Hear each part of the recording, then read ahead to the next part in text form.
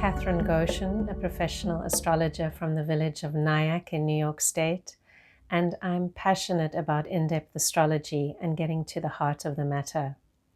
In this video, I want to talk about the astrological climate for February and March.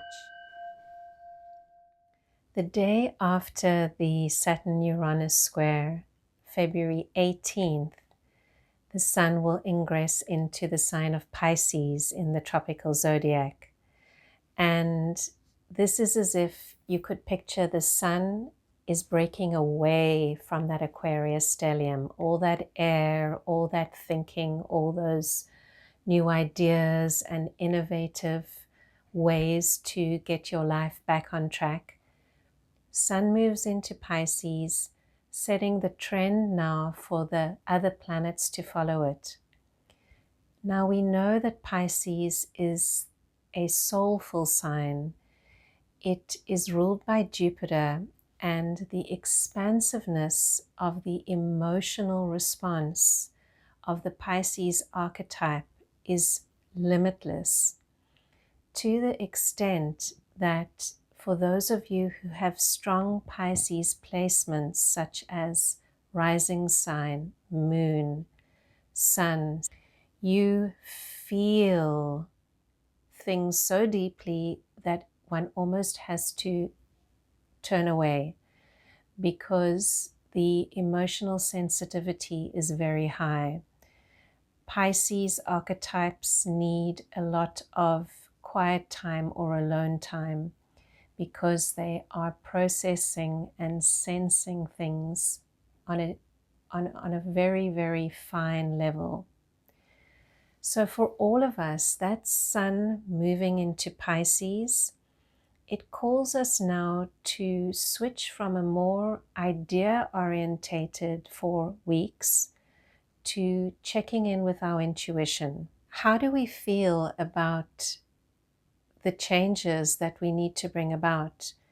Can we connect with feeling in a way that doesn't paralyze us because it's so intense? But can we use it to galvanize ourselves to do the things that we have to do? And that's always the tricky part, isn't it? So often in our deepest intuition, we know what we must do. We see our future very clearly, but then we let other things get in the way. Considerations, intensity, responsibilities. Whereas when we trust our deepest guides, things usually end up as they should. So a couple of days after the Sun moves into Pisces, Mercury will station direct again. In other words, from Earth's perspective, the planet that rules our mindset and communication will start to slowly move forward again. But don't rush about and think that the Mercury retrograde is over, because it takes all the way halfway through March for this planet to move out of its shadow period. So I advise you, continue in this mode of checking in with these big thoughts you have about your business, your relationship, your life, and don't make any rash plans or decisions until after March 14, when Mercury will exit from the degree that it started to retrograde in. Something else we could consider for February is that on the 25th, we have a lovely movement of Venus into Pisces. Now, what does this mean? Venus is very comfortable in Pisces. She is raised up there.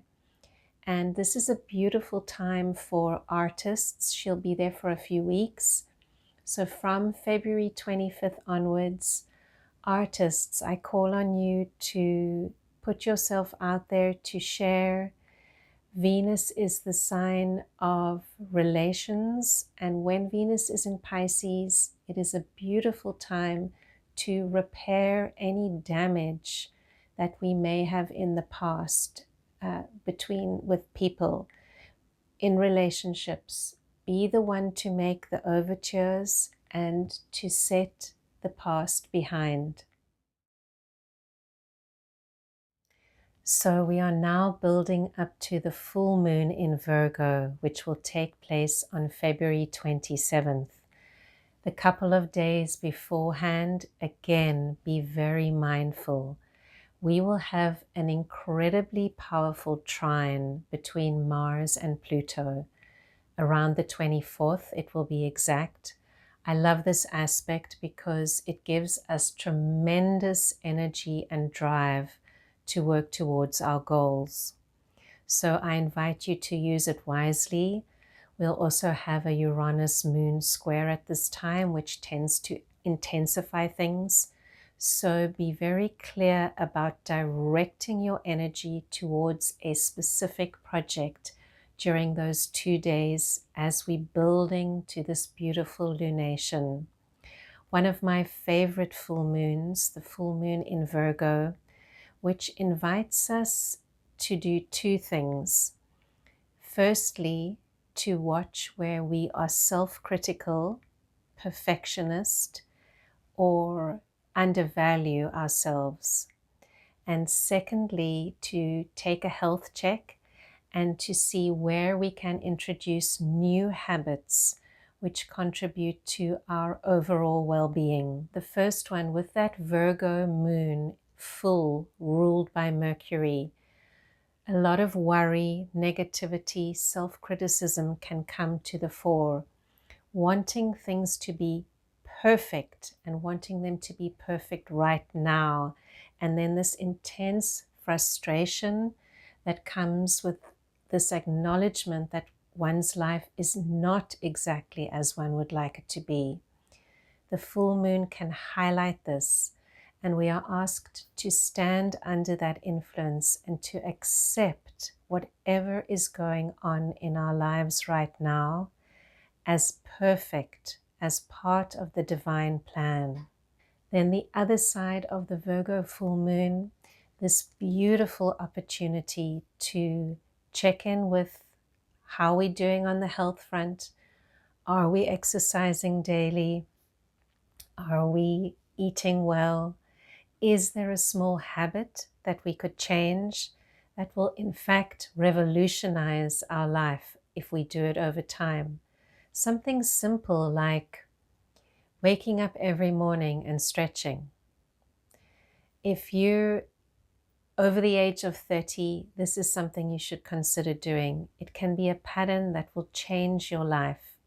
So all of that might come up with the Virgo full moon, and in particular the days after the full moon is when these kinds of things are revealed.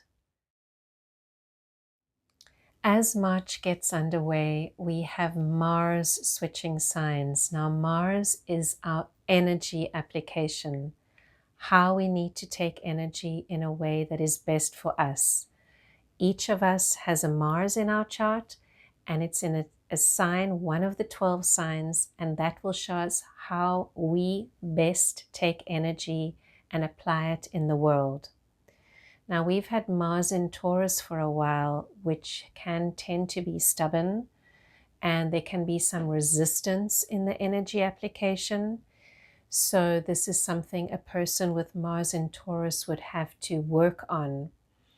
And we've seen the challenges that Mars in Taurus has brought for the world while it was hooking up with Uranus in terms of the protesting that takes place, because Mars can also be an agitator.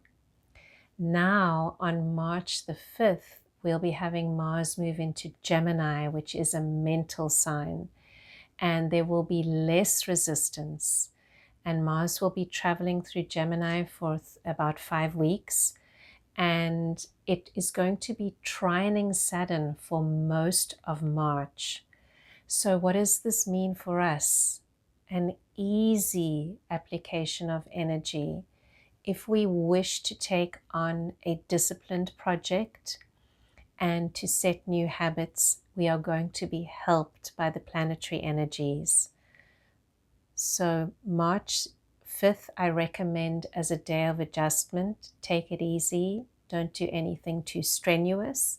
And then from the 6th onwards, all the way until the 20th, we're going to have that beautiful energy from the old wise mentor, Saturn, that calms Mars down and says, I can give you structure if you wish to use it.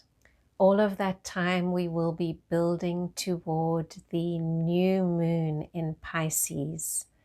And this is carrying on many of the themes from the full moon in Virgo.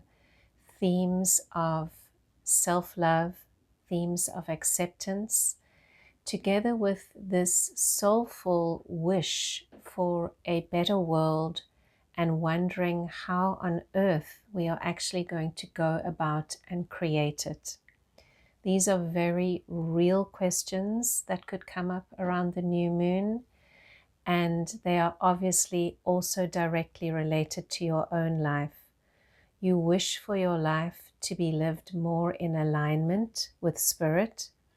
The question is, what effort do you make in order to bring that about and to make it a reality? So that's all I have for you today of in-depth astrology. Thank you to all of you who subscribe, who like, who post your comments. I love to hear from you, and I look forward to seeing you next time.